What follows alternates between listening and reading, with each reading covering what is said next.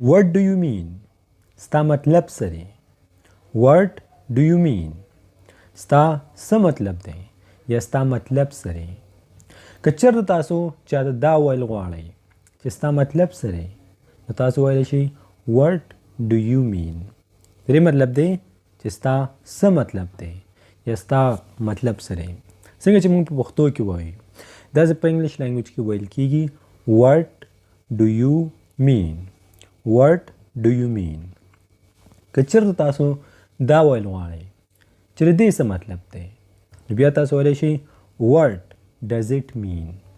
what does it mean او د دې مطلب دی چې د دې مطلب څه دی د دې څه مطلب دی فار ایگزامپل که چېرته تاسو په دې ویډیو کې په یو سنټینس یا په یو لفظ باندې پوه نه شئ نو تاسو ویلی شئ what does it mean درې مطلب دی چې د دې مطلب څه دی what does it mean د دې مطلب څه دی خو که چېرته تاسو چاته دا ویل غواړئ چې ستا څه مطلب دی what do you mean what do you mean ستا څه مطلب دی what does it mean د دې څه مطلب دی what do you think of yourself اوس د دې سنټینس ترجمه داسې ده چې ته ځان ته وایې څه مطلب کله چې موږ په ډېره غوسه کې چاته وایو چې اخر ته ځان ته وایې څه په انګلیش لینګویج کې ویل کېږي what do you think of yourself what do you think of yourself د دې څه مطلب دی د دې مطلب دی چې ته اخر ځان ته وایې څه ته ځان ته وایې څه مطلب ته څه شی څنګه چې موږ په پښتو کې داسې وایو نو همداسې په انګلیش کې ویل کېږي what do you think of yourself what do you think of yourself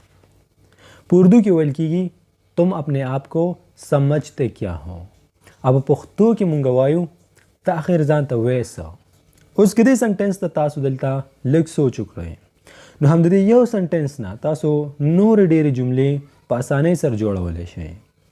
فار ایگزامپل که چېرته تاسو د یو په ځای داسې وایئ چې what does he think of his self نو بیا دې مطلب دی چې هغه ځان ته اخر وایي څه what does he think of his self هغه ځان ته څه وایي یا what do they think of their self what do they think of their self هغوی ځان ته اخر څه وایي هغوی ځان ته وایي څه اخر نو په یاد ساتئ what do you think of yourself what do you think of yourself درې مطلب دی چې ته ځان ته اخر وایې څه what does he thinks of himself what does he think of himself درې مطلب دی چې هغه ځان ته اخر وایي څه where have you been nowadays مطلب ته نن سبا چېرته یې یا نن سبا په کوم ځای څنګه چې موږ په پښتو کې وایو په انګلیش لینګویج کې ویل کېږي where have you been nowadays WHERE where درې مطلب دی چېرته where have you been nowadays nowadays مطلب دی نن سبا او د ټول سنټینس د ټولې جملې مطلب دی چې ته نن سبا چېرته یې یا نن سبا په کوم ځای where have you been nowadays where have you been nowadays مطلب ته نن سبا چېرته یې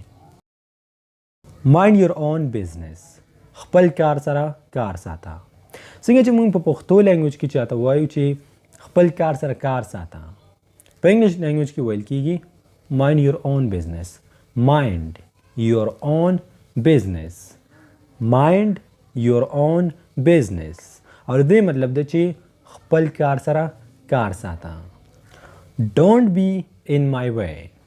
don't be in my way مطلب زما مخې ته مه راځه یا زما په کار کې کار مه لره don't be in my way زما مخې ته مه راځه یا زما په کار کې کار مه لره mind your own business خپل کار سره کار ساته where am I زه چېرته یم اوس دا سنټینس تاسو دپاره بې انتهایي ضروري سنټینس دی where am I درې مطلب دی چې زه چېرته یم او دا ضروري ولې دی ضروري ځکه دی که چېرته تاسو یو ځای ته لاړ شئ او تاسو ته پته نه وي چې زه کوم ځای کې یم چې هر ځای ته لاړ شئ او هغه ځای کې تاسو بلد نه یې او تاسو غواړئ چې تاسو په کوم ځای کې یاستئ نو همدغه سنټنس همدغه جمله تاسو په ګوګل کې ورکولی شئ Where am I او ګوګل به تاسو ته ټوله هغه نقشه راوالي په کوم ځای کې چې ته یې تا ته به بالکل ووایي چې د دې کلي نوم سره د دې ښار نوم سره یا ته چې په کوم بازار کې په کوم ځای کې ولاړې تا ته به دا هم پته ولګي چې د دغه ځای څه نوم دی Where am I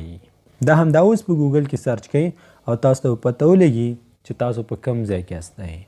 Where am I په خوله هم ویلی شئ او په ګوګل سرچ کې هم لیکلی شئ Let it be پرېږدئ یا تیریږئ ته Let it be Let it be درې څه مطلب دی دا جمله موږ په پښتو کې هر ټیم استعمالو پرېږدئ یا تیریږئ ته څنګه چې موږ په پښتو لینګویج کې وایو چې پرېږدئ یا تیریږئ ته په انګلیش لینګویج کې ویل کېږي Let it be Let it be Alright dear friends finally here is the end of my lesson and I really hope that you have liked this lesson که چېرته ستاسو دا ویډیو خوښه شوي وي څه مو ته زده کړي وي او مزید غواړئ چې خپل انګلیش مضبوط کړئ نو بیا موږ سره اوسئ زموږ چینل سبسکرایب کړئ ځکه چې هره ورځ هر ټایم موږ خپل پوره کوشش کوو چې څه داسې ویډیوز اپلوډ کړو کوم چې ستاسو انګلیش واقعي بهتر او مضبوط کولی شي او که چېرته ستاسو په ذهن کې څه قسمه سوال هم وي څه قسمه پوښتنه هم وي انګلیش ریلیټډ